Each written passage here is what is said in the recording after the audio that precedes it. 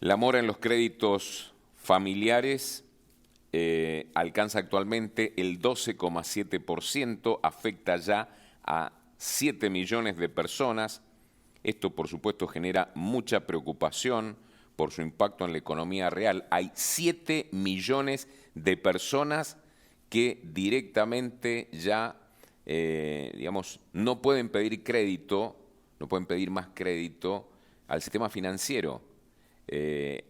O sea, estamos hablando de un número, de un porcentaje muy significativo, digamos.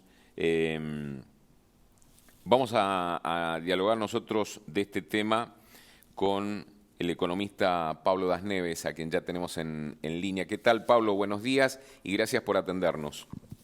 ¿Qué tal? Buenos días. Un gusto hablar con vos y un saludo para toda la gente de Mendoza.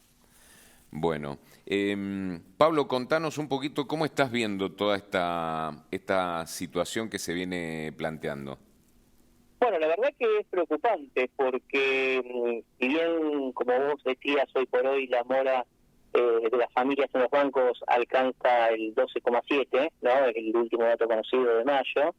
Lo cierto es que esto es la foto, ¿no? Pero venimos de una película donde ya es el 19º mes consecutivo, ¿no?, de aumento de la mora.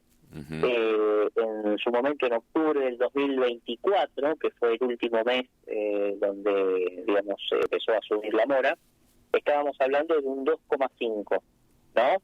Hoy esto representa 12,7.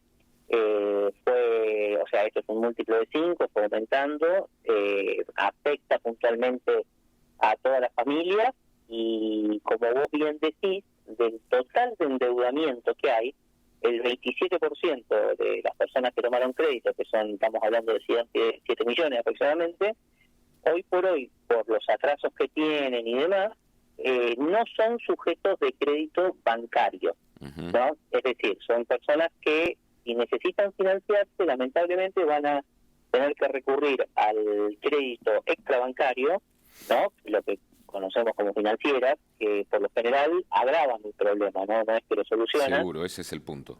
Claro, porque estamos hablando de tasas muy altas, estamos hablando de condiciones prácticamente leoninas, lo cual me parece que estamos hablando de una situación bastante complicada. Seguro. Bueno, y aquí se plantea precisamente, Pablo, la gran disyuntiva. Por un lado, un sector con dificultades financieras que obviamente no ha podido cumplir con sus compromisos. Buena parte de todo esto en el sistema financiero formal, podríamos decir. Hay otra parte de deuda que mantienen los argentinos con las billeteras virtuales, con las fintech, que también han sido muy laxas y muy flexibles a la hora de prestar plata, y ahora se encuentran con que, bueno, tienen un montón de gente que no les está devolviendo esos micropréstamos, microcréditos que dan.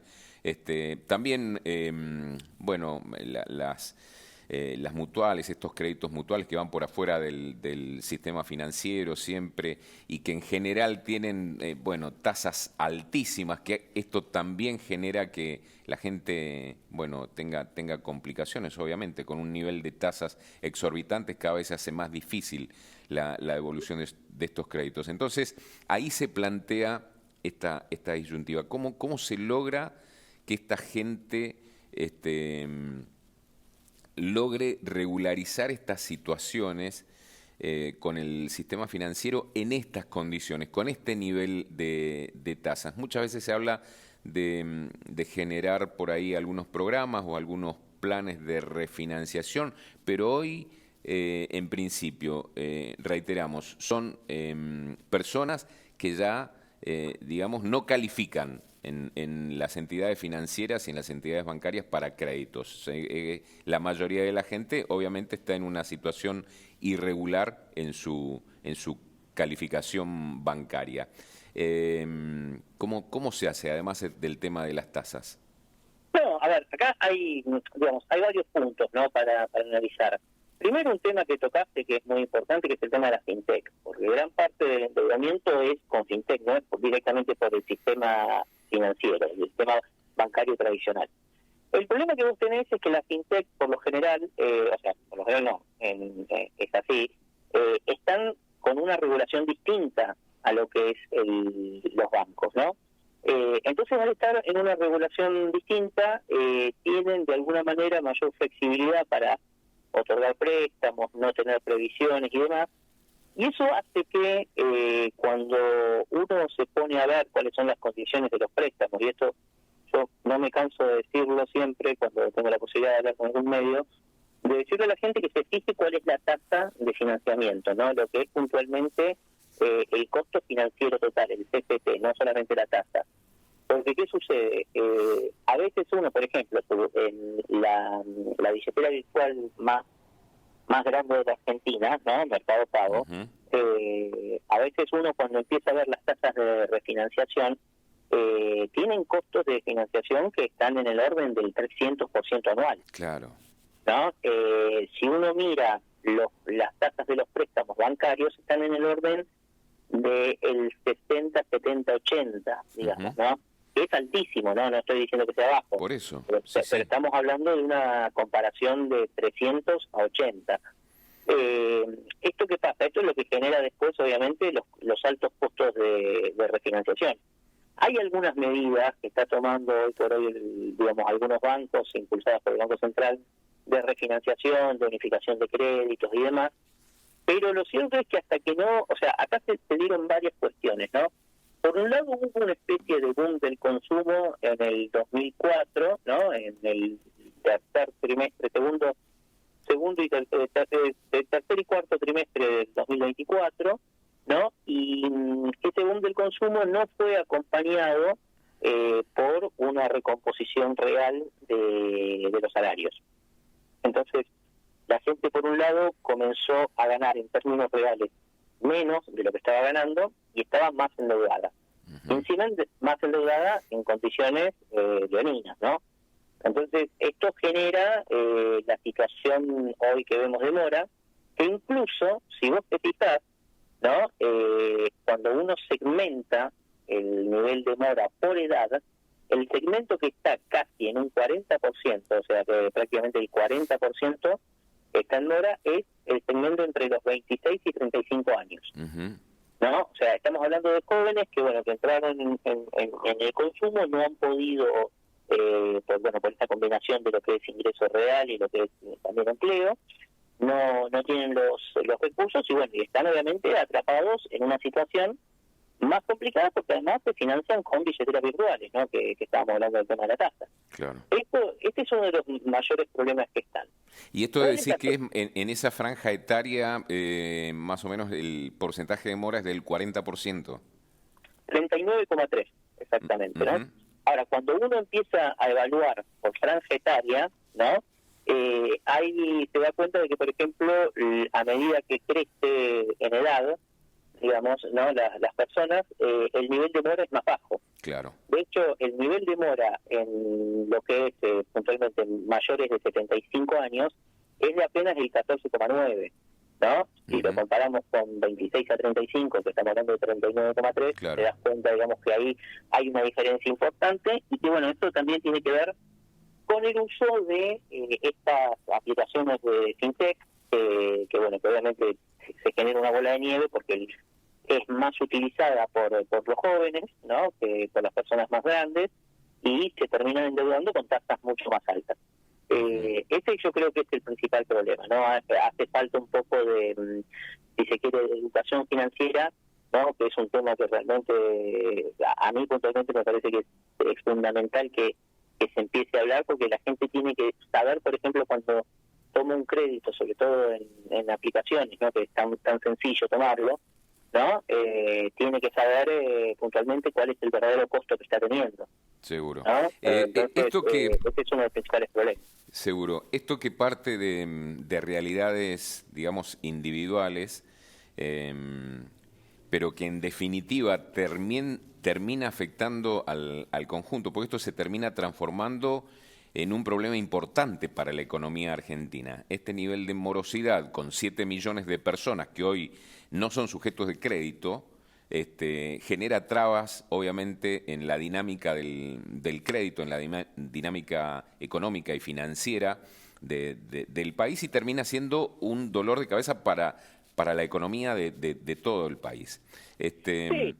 ¿Cómo crees que debería enfrentarse esto? Sabemos que esto no solo ocurre en la Argentina, esto también ocurre en otros países. Estaba mirando en estos días que Brasil también tiene altos índices de mora, sobre todo también en jóvenes. Inclusive hay datos preocupantes que hablan de que mucho o un alto porcentaje de toda esta mora que se registra, por ejemplo, en los más jóvenes, hay un alto porcentaje que está vinculado al juego. Bueno, datos preocupantes, pero ellos vienen implementando algunos programas precisamente para tratar de poner al alcance de la gente algunas refinanciaciones de todo esto. ¿Cómo crees que debería instrumentarse eso aquí en la Argentina, en este contexto, digamos, de tasas que tenemos actualmente? Yo creo que, hay dos o tres cuestiones, ¿no? Primero, los bancos tienen que hacer, que pues, de hecho lo están haciendo, ¿no? Programas de refinanciación que consoliden deuda. Es decir, que el usuario vaya y que diga, yo le debo a Juan, a Pedro, a Diego, a tal aplicación, a tal otra aplicación, y se consolide toda esa deuda, ¿no? Y se refinancie. Yo creo que eso es lo principal, porque, digamos, de esa manera limpiarías un poco el legajo deudor de cada cliente. Pero lo cierto es que si no se logra bajar la tasa, ¿no? De refinanciación, en realidad estás pateando el problema. Y para bajar la tasa de refinanciación, yo creo que es fundamental, porque digamos la tasa tiene distintos componentes, componentes que tienen que ver con el mercado propiamente dicho, que son más difíciles de manejar, pero también tiene un componente que tiene que ver con lo que es, por ejemplo, el costo impositivo, ¿no? De cada préstamo. Yo creo que, por ejemplo, muchos préstamos tienen una alta carga por ingresos brutos, que me parece que habría que ver de eliminarlo, porque eso creo que impacta fuertemente. Sí, termina encareciendo el crédito, lógico. Sí, sí. Claro. Después hay otros elementos, ¿no? Como te decía, que son elementos de mercado, que es, por ejemplo, el costo al que un banco o una entidad financiera toma el dinero para prestarlo, que es a través del Banco Central, o a través del mercado de liquidez, ¿no? A través de operaciones de cauciones, repos y demás. Pero no, digamos, eso es más difícil de controlarlo porque, bueno, el mercado tiene un poco una dinámica propia. Pero me parece que el costo impositivo es lo primero que se debería trabajar para evitar justamente tener estos problemas, porque el aumento de la morosidad, donde va a impactar, que ya está impactando de hecho, pero el punto, digamos, más fuerte donde va a impactar es el consumo, ¿no? Y el consumo, una caída del consumo tiene un efecto que, bueno, que obviamente afecta a la producción, porque si la proyección de consumo es menor, los empresarios empiezan a producir menos. Entonces, ahí yo creo que está el principal problema que tiene hoy la Argentina. Los funcionarios del Banco Central dicen que la mora tocó techo, por así decirlo, ¿no? Como que ya no va a seguir aumentando, está en el máximo en el periodo, y que esto debería cambiar, que debería haber una política de un crédito más selectivo. Ahora, hay que tener cuidado cuando se plantea que el crédito debe ser más selectivo, más saludable y demás, porque ¿qué pasa?